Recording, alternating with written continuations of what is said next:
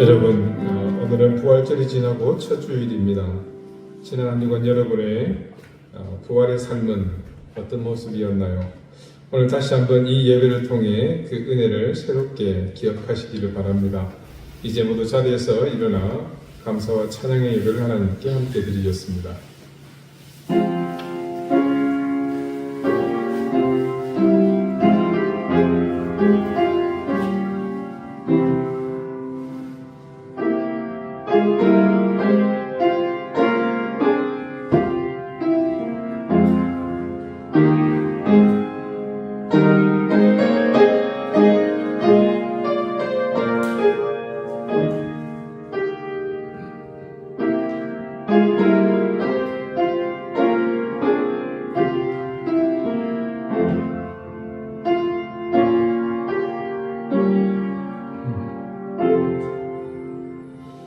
우리 주 예수 그리스도의 아버지 하나님을 찬송하리로다.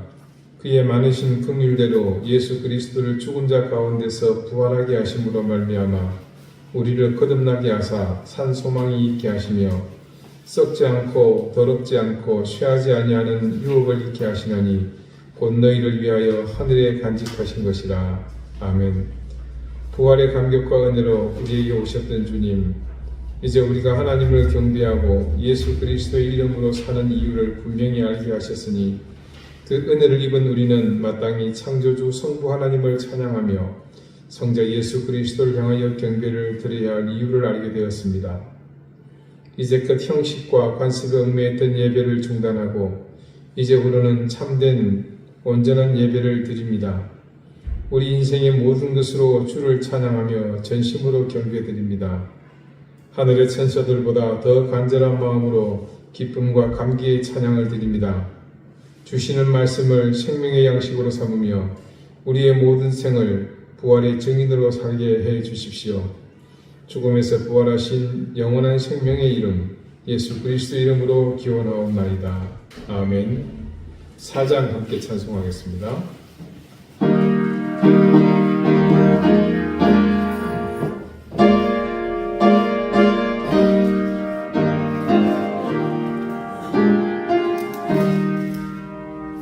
성부 성자 성령 영원히 영광 받으옵소서.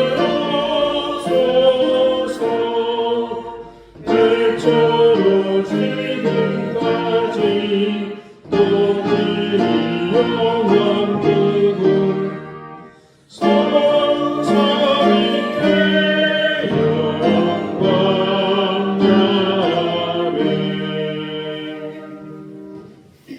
이제 다 함께 참회의 기도를 드리겠습니다. 참 마음으로 회개하는 모든 이에게 사주의 은총을 베푸시는 하나님, 이 시간 하나님의 그 은총을 의지하며 엎드려 우리의 모든 죄와 허물을 고백합니다. 죽음의 권세를 깨뜨리고 부활하신 주님의 능력이 곧 우리의 힘이요 권세가 되었지만 우리 삶은 그런 권세에 부합하지 못하는 참으로 부끄러운 모습이었습니다. 어이없게도 우린 부활의 능력으로 깨뜨리신 죽음의 권세를 다시 찾아 여전히 방황하며 도리어 부활의 은총 이전의 삶을 쫓아갔습니다. 돈을 쫓아 명예를 쫓아 허황된 세상의 권력을 쫓아 살았습니다. 우리는 부활의 첫 열매 되시는 주님을 따라 부활의 삶이 약속되어 있지만 어리석고 미련하게도 썩고 없어질 육체의 소욕을 따르며 살았습니다. 말씀을 따르는 영적으로 사는 삶이 아니라 육의 삶을 살았습니다. 하늘의 소망을 따르는 참된 하나님의 자녀다운 삶이 아니라 죄의 종된 모습으로 살았습니다. 주님, 우리의 결코 가볍지 않은 이 죄를 용서해 주십시오. 부활의 삶을 살지 못하고 멸망과 죽음으로 이어지는 육체의 길을 소망하며 살던 우리의 지난 삶을 용서해 주십시오. 이제는 하나님과 나만이 하는 은밀한 죄를 생각하며 계속해서 침묵 가운데 참회의 기도를 드립니다.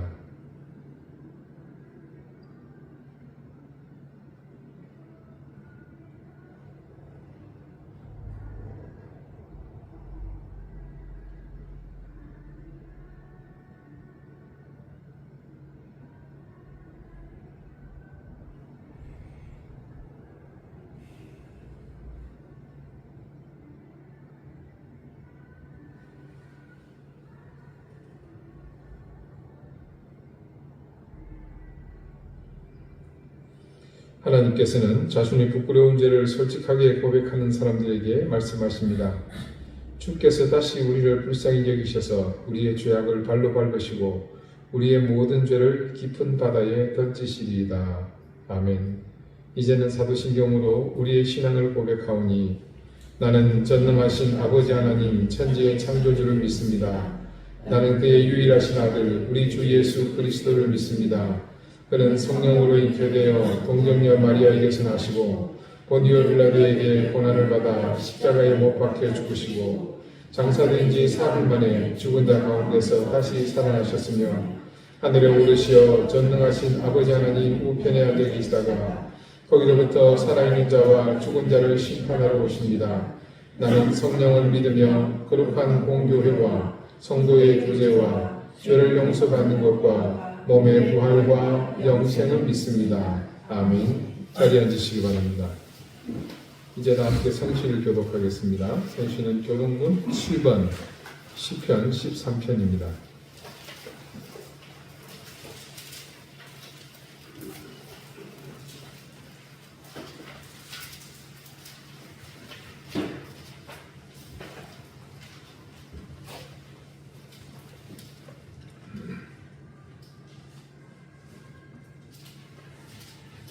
여호와여 어느 때까지니까 나를 영원히 잊으시나이까. 주의 얼굴을 나에게서 어느 때까지 숨기시나이까. 나의 영혼이 번민하고 종일토록 마음에 근심하기를 어느 때까지 하오며 내 원수가 나를 치며 사람들을 어느 때까지 하리까. 여호와 내 하나님이여 나를 생각하사 응답하시고 나의 눈을 밝히소서. 두렵건대 나의 원수가 이르기를 내가 그를 이겼다 할까 하오며 내가 그를 위해 나의 대적들이 기뻐할까 하나이다. 나는 오직 주의 사랑을 의지하여 싸우니 나의 마음은 주의 구원을 기뻐하리라. 내가 여호와를 찬송하리니 이는 주께서 내게 은덕을 베푸심이로다. 아멘. 기도드리겠습니다. 반드시 죽어야 하는 우리의 멸망할 운명에서 벗어나 부활이 우리의 능력이 되게 하신 하나님, 우리의 연약함은 이제 부활의 능력으로 온전하게 되었고 사망의 권세가 결코 우리를 엄물하지 못하는 그런 은혜를 누리게 되었음을 믿습니다. 죽음의 권세를 이기신 주님, 주님의 그 승리가 우리의 승리가 되며 우리 부활이 될 줄 믿습니다. 첫사람이었던 아담의 범죄 이후 모든 인생은 그 모든 것이 불안전하며 죄에 밀접하여 그 생이 근본에서부터 고난이며 고통이며 또한 환난뿐임을 부인할 수 없었습니다.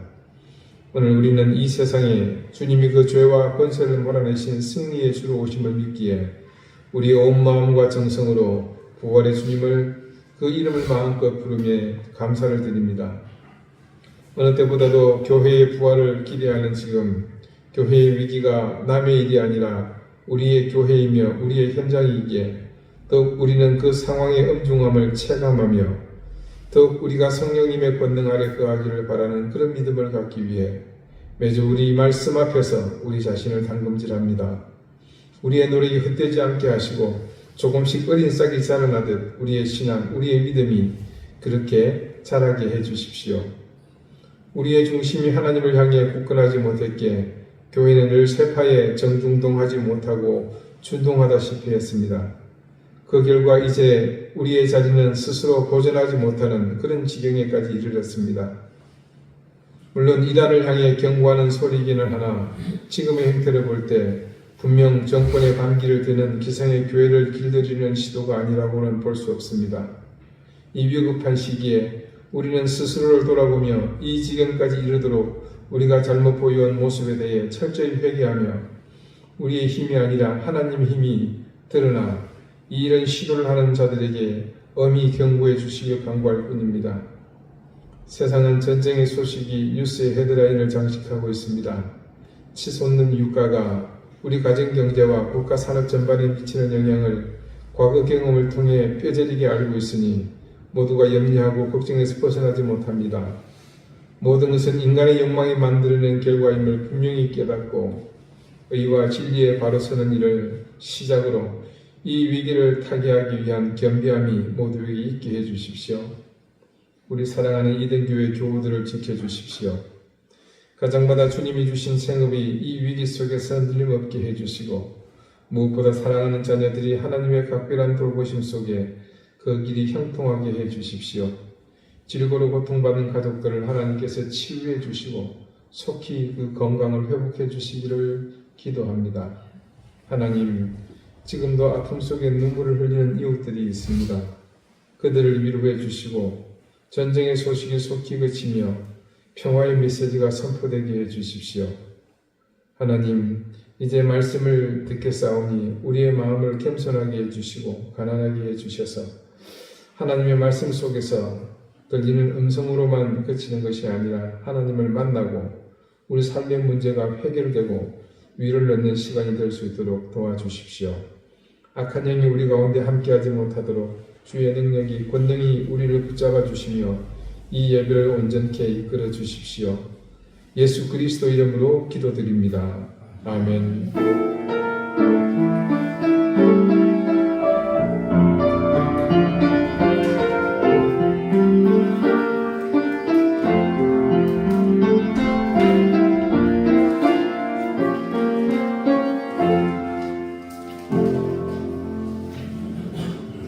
(25장) 함께 찬송하겠습니다.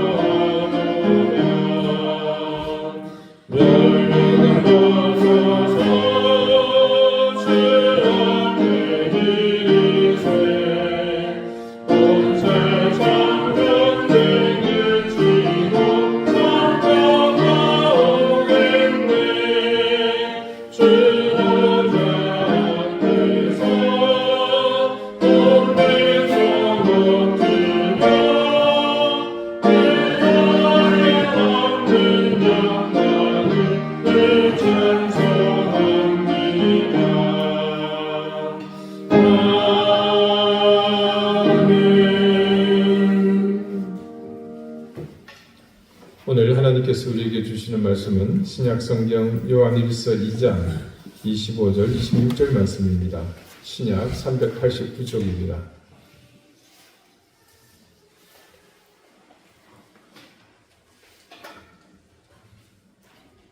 요한일서 2장 25절 26절 말씀을 제가 읽겠습니다. 이제 같이 자리에서 일어나 하나님의 말씀을 경청하십시오.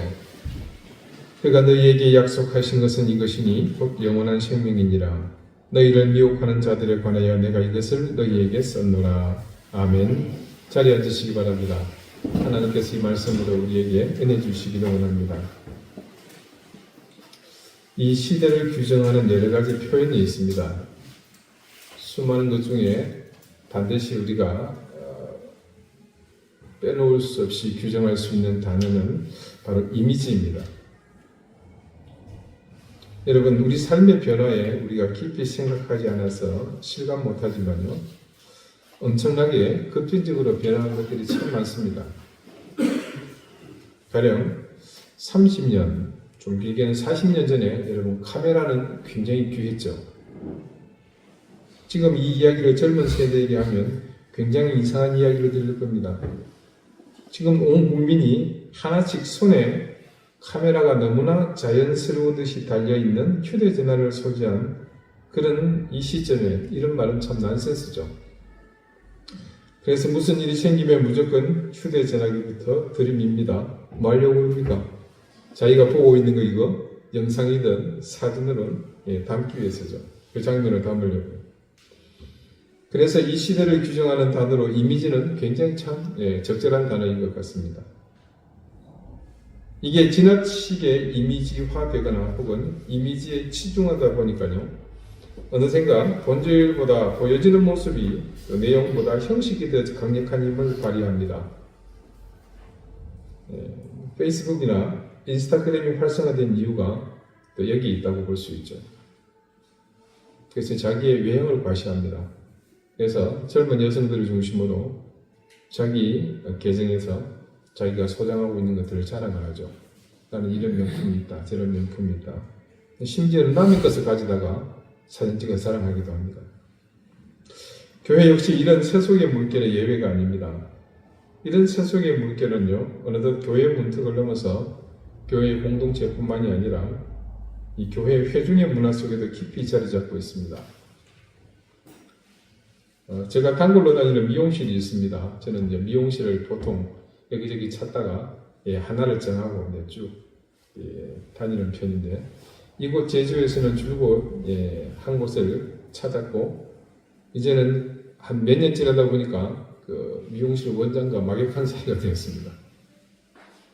크리스찬은 아닙니다. 하지만 이 원장의 친한 친구가 목회를 하고 있다고 합니다. 그래서 자연 신앙 문제를 이야기하는 것이 별 어려움이 없는 상황입니다.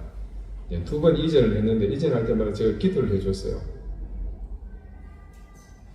그래서 뭐 우연인지 은인지 모르겠지만 미용실이 잘 됐대요. 그래서 저한테 늘 감사해하고 있습니다. 얼마 전에는 제가 살고 있는 보판 쪽 포구에 또 이전을 해왔습니다. 지난 수요일에 마침 들을 일이 있어서 차 한잔 하는데 이런 얘기를 하더라고요. 오늘 오전에 손님이 왔답니다. 근데 그 손님이 느닷없이 자기한테 자기 교회에 오라고 하더랍니다. 법학교에 다니는데 여기 오라는 겁니다. 그 말을 들은 원장은 손님, 제가 아주 친한 목사님이 한 분 계신데 제가 교회를 가더라도 그분 교회에 가야 되지 않겠습니까? 라고 대답을 했답니다. 그러면 그러세요. 잘 되었네요. 그 목사님 교회에 꼭 출석하세요. 여러분, 이렇게 대답하는 게 일반적입니다. 여러분도 전도하다가 이런 상황이 올 때 제가 아는 목사님이 있습니다. 그러면 어떻게 하라고요? 우리 교회 오세요 하지 말고 그 교회 꼭 다니시라고요. 근데 이분은 그렇게 대답하지 않고 단번에 안 된다고 우리 교회를 꼭 와야 된다고 그러시는 거예요. 며칠 전에 제가 졸업한 장로의 신학대학교 그 신학대학원 동기생들 중에 67년에 저는 같이 태어난 해에 있는 친구들 모임이 따로 있습니다. 그 단체 카톡방에 얼마 전 새롭게 교회를 개척한 친구 목사가 넋두리 겸 올려놓은 사연입니다. 교회 학교 전도를 위해서 젊은 교사 몇 명이 인근 학교로 전도지를 들고 나갔답니다. 근데 전도를 나갔던 교사가 씩씩거리며 왔다는 거예요. 다음은 카톡에 올려진 글입니다. 어제 초등학교 앞에서 전도하던 교사가 씩씩대며 왔어. 전도하던 다른 교회의 교사와 싸웠단다. 왜 싸웠냐고 물으니 우리 교회 어린이를 다른 교회 교사가 더 좋은 교회 다녀야 한다고 파티 초역장을 주었다네. 선거철에 지들끼리 싸우는 정치인들 같아서 씁쓸했다. 두 사연이 모두가 공통점이 있죠. 이 두 사람의 경우 모두가 교회의 본질적 의미에 대한 이해가 몹시 부족합니다. 거기에 더해 전도의 의미 자체도 알지 못하는 상태라는 것도 알 수 있습니다. 저는 그런 말씀 드린 적 있나요? 선교와 전도가 어떻게 다르냐? 본질적으로는 같습니다. 근데 어떤 분들이 그렇게 이해를 해요. 선교는 예수 믿으라고 그냥 얘기하는 거고 전도는 우리 교회로 끌고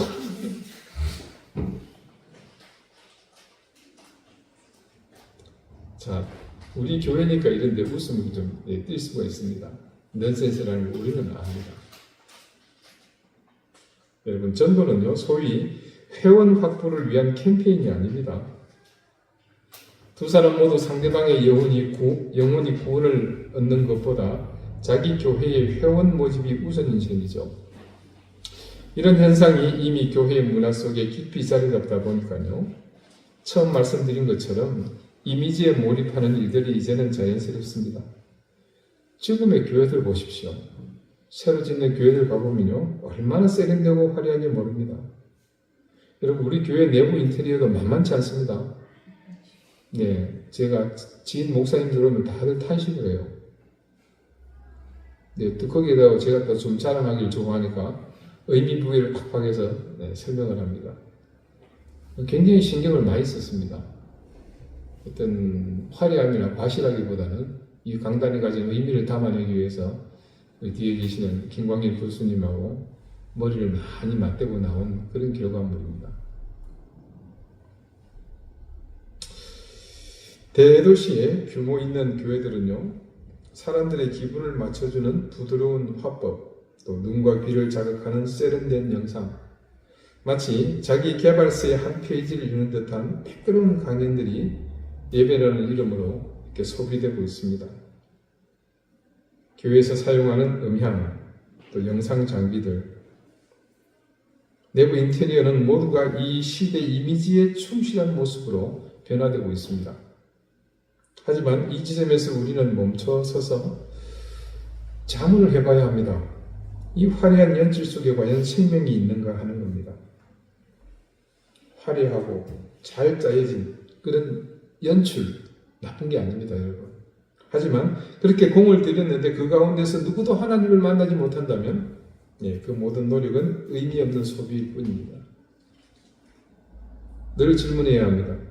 예배를 드리면서 우리는 하나님을 만나는 것입니까? 아니면 잘 짜여진 종교적인 퍼포먼스를 관람하는 겁니까?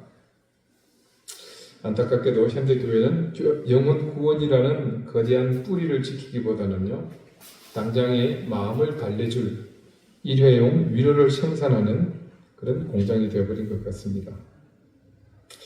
그렇게 세월이 흘러가다 보니까 사람들은 묵직한 진리의 말씀 앞에 직면하기보다는 가볍고 달콤한 축복의 언어들에 열광합니다. 이것은 신앙이 아니라 종교적 유희에 가깝습니다. 본질이 거세된 신앙은요, 결국 껍데기만 남은 고목과 같아서 작은 바람에도 속절없이 무너집니다. 오래전에 여러분에게 소개했던 일본 선교와 관련된 그런 사건을 다룬 엔도 슈샤쿠의 소설 침묵의 한 부분을 다시 한번 소개해 드립니다. 일본의 기독교가 전해질 때 얼마나 많은 박해가 있었는지 이 소설을 통해 간접적이지만 그 참혹함을 경험할 수 있습니다. 당시 박해자들 대부분은 관원이었습니다. 우리나라도 예외가 아니었죠. 그들은 선교사로 왔던 로드리게스 신부의 발 앞에 달고 달아서 형체가 흐릿해진 예수의 얼굴, 일본말로 후미에라고 그러는데요. 그 상자를 가져다 놓습니다. 신부가 그 성화를 밟지 않으면 옆에 구덩이에 매달아 놓은 죄 없는 신자들이 처참하게 죽어갈 것이라고 협박합니다. 그 신부는 진퇴양난입니다. 그때 할 수 있는 것은 하나밖에 없죠. 절규합니다. 울부짖을 밖에.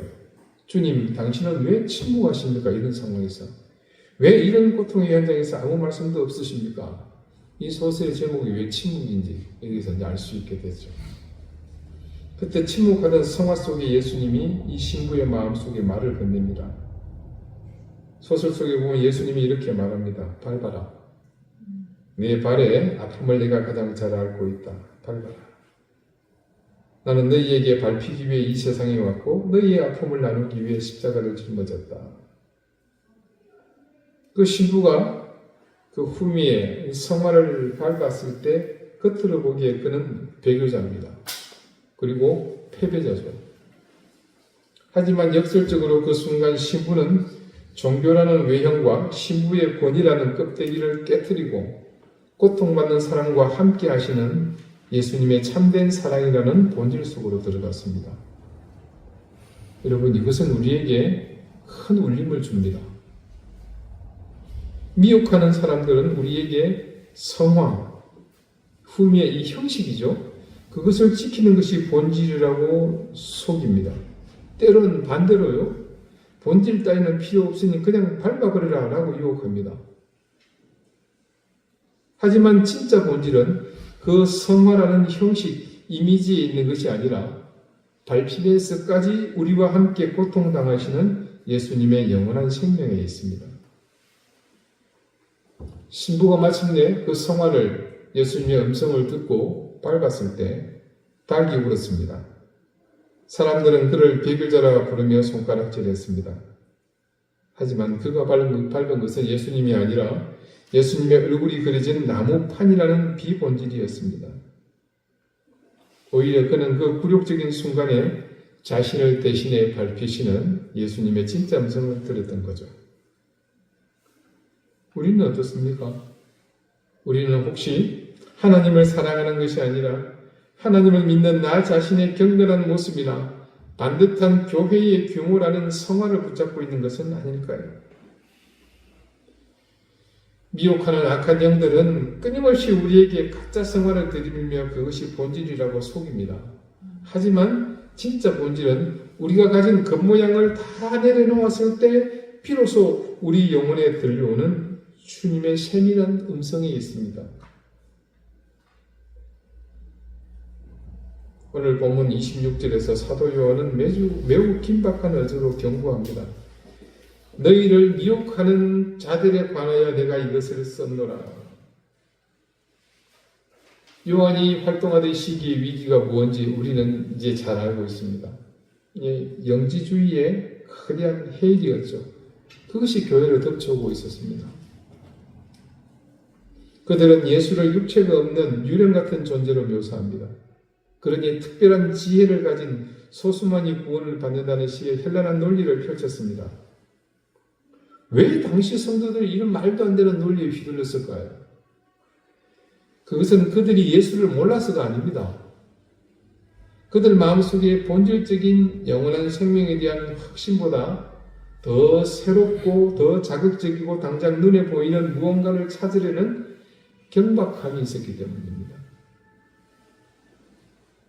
악한 영은 바로 이 지점을 노립니다. 우리가 본질의 무게를 지루해야 하고 묵직한 진리보다 가벼운 기교의 마음을 뺏길 때 미혹의 영은 그 틈을 타 우리를 본질에서 멀어지게 만듭니다. 그렇게 힘들게 믿어야만 해? 조금 더 세련되고 편한 길은 없어? 이런 질문들이 우리 안에 가벼운 은혜를 사모하는 마음과 결탁하는 순간 신앙의 본질은 왜곡되고 잃어버리게 되고 외형적 허상에 매달리게 됩니다. 미혹은 외부에서 강요되는 것이 아니라 우리 내부의 본질이 비어있을 때 그 빈자리를 치고 들어오는 영적인 침식입니다. 극장에 상영돼서 아주 성황리에 각광을 받지는 못했지만요. 나름 평단의 극찬을 받은 한 영화가 있습니다. 타르라는 영화인데요. 이게 음악 영화입니다. 제목은 주인공 마에스트라 리디아 타르의 이름을 그대로 따온 겁니다. 주인공인 타르는 명실상부한 클래식 음악계의 태양입니다. 마에스트라, 남성 지휘자를 마에스트로라고 부르고 여성은 여성형으로 해서 마에스트라라고 부르죠. 여성 지휘자로서 그녀의 이력은 화려하다 못해 찬란하기까지 합니다. 그녀는 세계 최고의 오케스트라인 베를린 필하모닉의 수석 지휘자였습니다. 그리고 다른 한편 미국을 대표하는 지휘의 거장 레너드 번스타인의 마지막 제자이니 그녀의 이력은 당대 최고라고 해도 과언이 아닙니다. 그런 그녀가 무대 위에 올라 주의봉을 드는 순간 공연장의 모든 공기는 정지합니다. 아마 이 거장이 지휘하는 이 연주회장을 가보신 분들은 이게 어떤 건지 다 이해를 하실 겁니다. 내가 숨을 쉬어야 하는데 그것도 참 부자연스러울 정도로. 그녀의 손짓 하나에 수만 명의 청중이 숨을 죽이고 단원들은 마치 최면에 걸린 듯 그녀의 의도대로 이 소리를 뽑아냅니다. 그녀는 음악의 정통성에 있어서만큼은 결벽에 가까운 완벽주의자였습니다. 영화 중에는 그런 그녀의 모습을 그대로 드러내는 장면이 있습니다. 강의실에서 학생들에게 작곡가의 의도라는 본질 앞에 네 감정 따위는 죽여라 라고 일갈하는 장면을 보면 그야말로 그녀는 음악의 화신과도 같습니다. 그런데 이 완벽한 거장의 삶에 이상한 균열이 생기기 시작합니다. 그녀는 어느 날부터 미시한 소음에 시달립니다.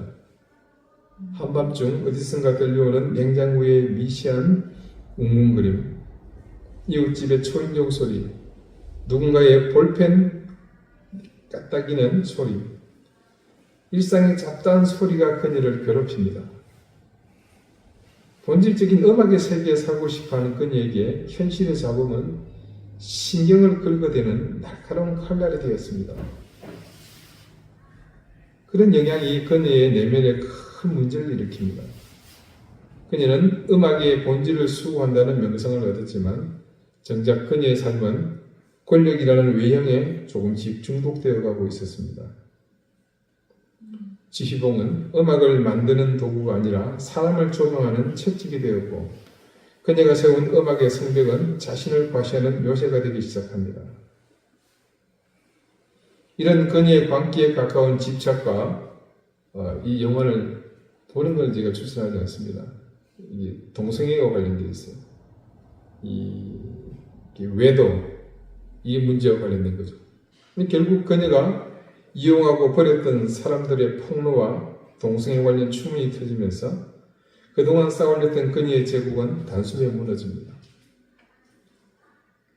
베를린 필의 지휘대에서 쫓겨난 그녀는 도망치듯 동남아의 어느 이름 없는 도시로 흘러 들어갑니다. 그곳에 오케스트라를 그녀가 담당하게 되는데 너무나 형편없습니다. 악기들은 낡았고 연습실은 에어컨 돌아가는 작업이 가득합니다. 하지만 영화의 마지막 장면, 그녀는 그 흐름한 무대 위에서 다시 지휘봉을 잡습니다. 화려한 베를린의 왕관을 벗겨내고 나서야 그녀는 비로소 소음 가득한 현실에서 자신이 평생 추구했던 음악의 본질과 다시 정직하게 마주하게 됩니다. 그녀가 그토록 예민하게 반응했던 소음은요, 오늘 26절에 경고하는 미혹의 그 실체입니다. 예수가 육체로 온 것이 아니라 특별하고도 고귀한 이 하늘의 지혜가 있어야 한다. 그런 식으로 본질을 흔들었죠. 오늘날도 마찬가지입니다. 현대 교회를 에워싸고 있는 미혹의 소음은 더욱 세련되고 강력합니다. 네, 세상이 말하는 기준에서의 성공. 네, 우리 교인 중에 누가 한 분이 굉장히 돈을 많이 벌었어요. 주식을 했든지, 복권에 당첨됐든지, 다들 바라보면 감격해하고 부러워하고 감탄하면서 칭송합니다. 거기다 갖다 붙이죠. 하나님께서 큰 은혜를 주셨다.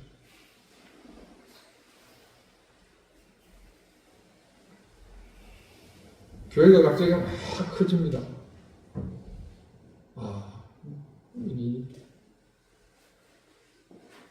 그리고 이 교회를 찾아온 사람들이 만족합니다.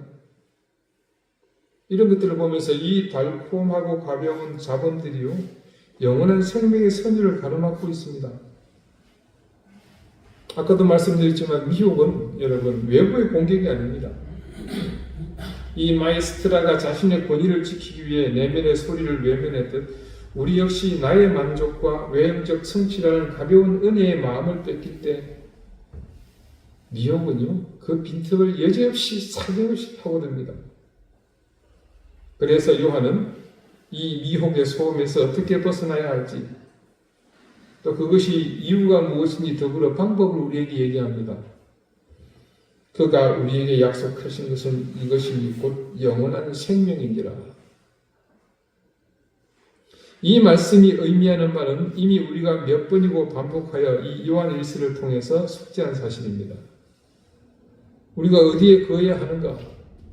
지난주 말씀에서도 거하다는 의미의 매너가 어떤 뜻인지 우리가 살펴보지 않았습니까? 그것에 관한 지침이기도 합니다. 이 말씀은 우리 신앙이 어떤 목적을 향해 가야 하는지 그것을 분명하게 가리키고 있는 이정표와 같은 말씀입니다.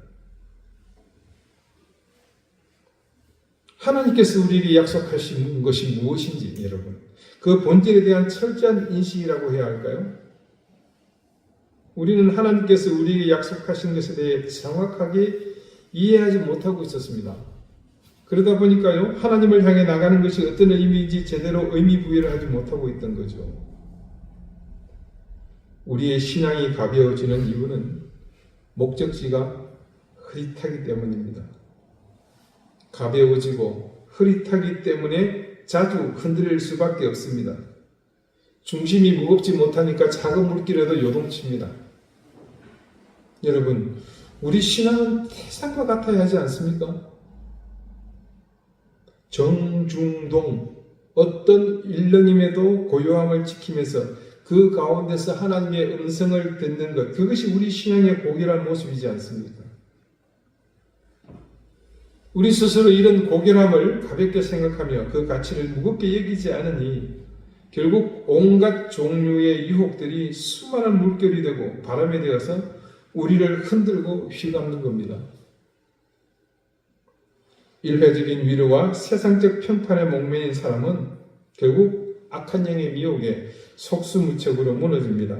하지만 영원한 생명이라는 묵직한 약속을 붙잡는 사람은 주변의 소음에 흔들리지 않습니다.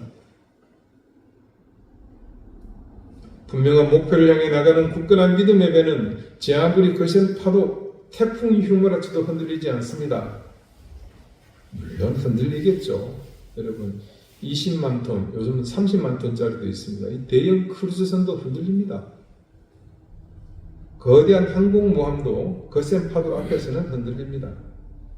그러나 로마로 향해 가던 배가 뒤집어지고 파손할 지경에 이르는데도 배의 고물에서 사도 바울이 잠을 잤던 것처럼 외형은 비록 위협 속에서 위태할지 모르나 그 내면은 변함없이 목적지를 향해 나갈 뿐입니다.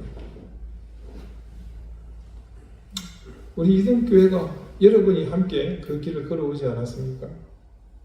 참된 교회됨을 목표로 향하는 우리의 걸음, 이것이 바로 그 본질을 향한 여러분 정진입니다. 우리는 과거 방주교회라는 거대한 울타리가 주는 외형의 화려함 속에서 자칫 방향을 잃을 뻔했습니다. 그리고 방향을 잃고 가는 그 길이 진리라고 우기는 사람들과 싸우지 않았습니까? 세상적 기준으로 보면 이것은 그 마에스트라의 추락처럼 보일지도 모릅니다. 왜 굳이 그런 대가를 치르며 어려운 길을 가르느냐? 예, 제게 그렇게 묻는 사람이 있었습니다. 그러나 여러분, 우리는 압니다. 껍데기가 벗겨진 이 자리가 바로 오늘 25절에서 사도 요한이 상기시키는 영원한 생명의 약속이 가장 선명하게 들리는 자리라는 사실을 말합니다. 관광객들의 눈을 혹하게 하는 그런 외형이 우리를 증명해 주지 않습니다. 오직 하나님만이 아시는 본질을 수호했다라는 이 두터운 자부심이 우리를 지탱합니다. 우리는 세상이 원하는 화려한 희교 대신 진실한 영원한 생명, 이 생명의 원형을 선택했습니다.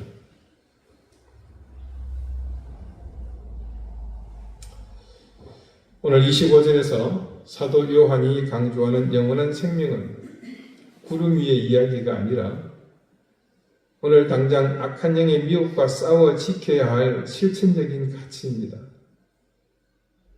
25절의 약속은 멀리 있는 것이 아닙니다. 악한 영의 미혹을 뚫고 내 안의 가벼움과 허영을 십자가에 못 박을 때 비로소 선명해지는 실체입니다. 로드리게스 신부가 자신의 신념, 그 형식을 밟음으로써 예수님의 사랑, 그 본질을 만났듯이 우리 역시 우리를 미혹하는 세상적 자랑들을 밟고 지나가야 합니다. 비록 우리가 치르는 대가가 아프고 힘들지라도 본질을 지키는 자에게 주어지는 하나님의 위로는 그 무엇과도 바꿀 수 없습니다. 겉모양의 화려함에 현혹되지 마십시오. 진짜 중요한 것은 우리 영혼의 골에 새겨진 하나님의 약속입니다. 그 묵직한 자부심을 품고 오늘도 본질의 길을 당당히 걸어갑시다. 세상이 몰라주어도 상관없습니다. 하나님은 아십니다. 우리가 지키는 이 본질의 가치가 결국 우리를 영원한 생명의 나라로 인도할 유일한 이정표가 될 것을 우리는 믿습니다. 우리의 신앙이 다시 묵직해지게 합시다. 그 무게는 우리가 근본으로 돌아갈 때 주어지는 무게입니다. 이미지에 치중한 가벼운 은혜에 일희일비하지 말고 영원한 생명이라는 거대한 바위 위에 우리 삶을 세웁시다.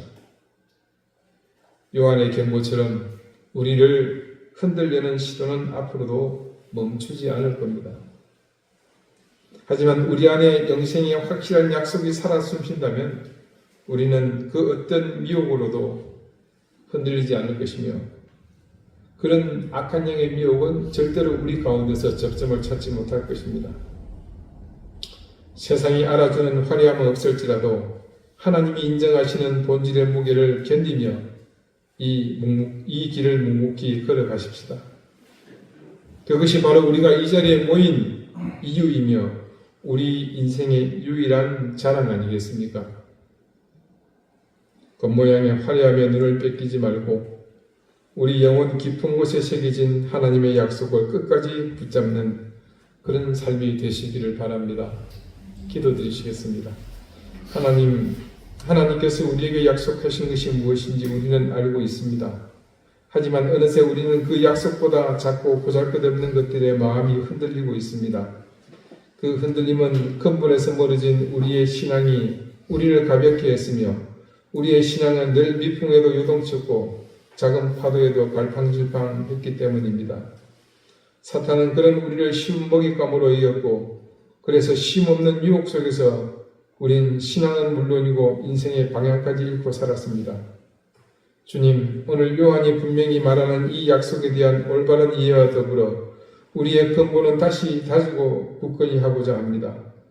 그래서 더 이상 우리를 미혹하는 자들에게 휘둘리지 않고 주님만을 바라보며 마땅히 가야 할 길을 기쁨으로 감당하고 가겠습니다. 주님, 우리와 함께 해 주십시오. 예수 그리스도 이름으로 기도드립니다. 아멘. 546장 함께 찬송합니다.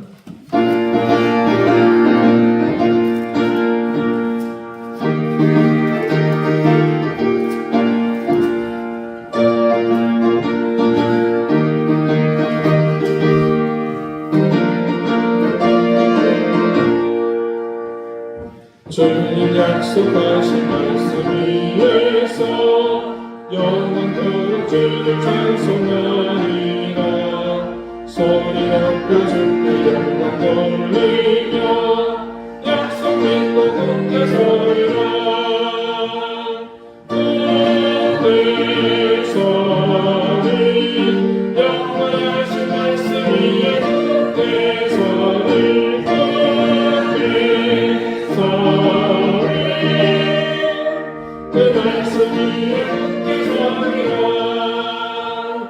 주님 약속하신 말씀 위에서 세상 영광에게 항속할 때에 용감하게 ip서서 이기며 약속 믿고 굳게 서리라.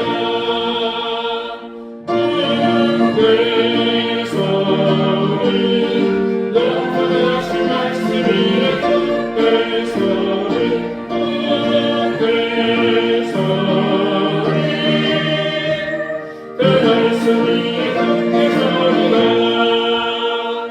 주님 약속하신 말씀 위에서 영원하신 주의 사랑이 있고 성령으로 힘써서 이기며 약속 믿고 굳게 서리라. 굳게 서리 영원하신 말씀 위에 굳게 서리 굳게 서리 그 말씀 위에 굳게 서리라. 주님 약속하신 말씀 위에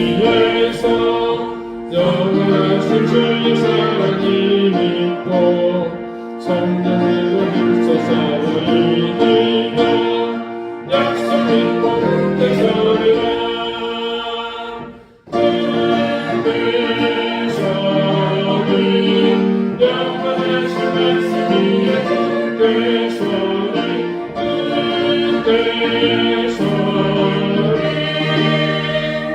그 말씀 위에 그때 소리야. 주님 약 4절 했나요? 네, 죄송합니다. 이겼으면 안 되는데. 기도드리겠습니다. 하나님, 은혜를 감사드립니다. 주님께서 우리에게 주신 귀한 은혜를 생각하며 감사하는 마음을 담아 하나님 앞에 전도석권 예물을 드렸습니다. 드린 손길의 마음을 주님께서 헤아려 주시고 그들의 그 헌신에 하나님 하늘의 귀한 상급으로 응답해 주시기를 구합니다. 가정 가운데 풍파를 작게 해주시고 또 하나님 질고를 물리쳐 주시며 생업해 주신 귀한 은혜와 복이 늘 끊이지 않게 인도해 주십시오. 감사드리며 예수 그리스도 이름으로 봉헌 기도드립니다. 아멘. 네, 교회 소식은 특별한 건 없습니다. 기도 제목들을 보시면서 늘 함께 기도해 주시기를 바라겠습니다. 그리고 다 같이 자리에서 일어나셔서 앞뒤 좌우에 계신 분들과 인사를 나누시겠습니다. 네, 54장 함께 찬송합니다.